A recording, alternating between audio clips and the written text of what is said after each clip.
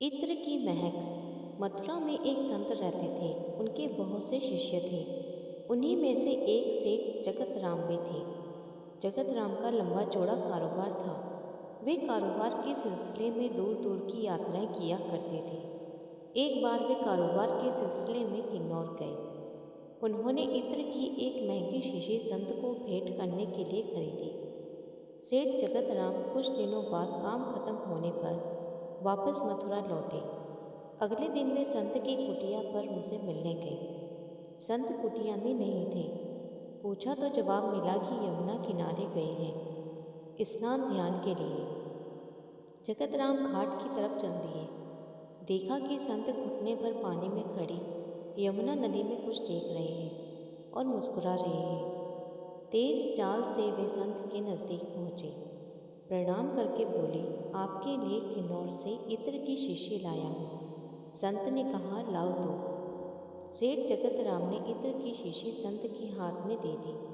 संत ने तुरंत वह शीशी खोली और सारा इत्र यमुना में डाल दिया और मुस्कुराने लगे। जगत राम यह दृश्य देखकर उदास हो गए और सोचा, एक बार भी इत्र इस्तेमाल नहीं किया, सूंघा भी नहीं, और पूरा इत्र यमुना में डाल दिया। वे कुछ न बोले और उदास मन घर वापस लौट गए।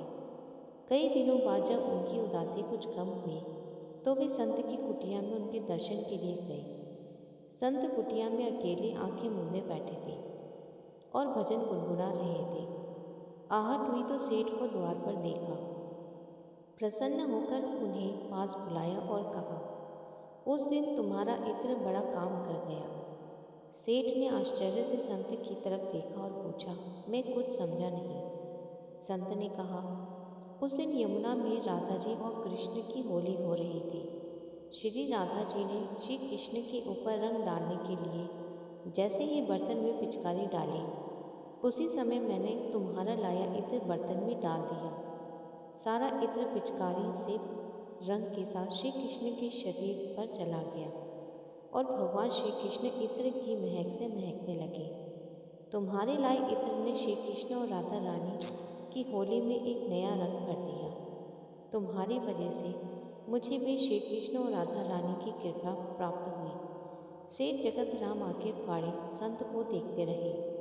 उनकी समझ में कुछ नहीं आ रहा था। संत ने सेठ की आंखों में अविश्वास की झलक देखी तो कहा, शायद तुम्हें मेरी कही बात पर विश्वास नहीं हो रहा है। जाओ मथुरा के सभी श्री कृष्ण राधा के मंदिरों के दर्शन कराओ, फिर कुछ कहना।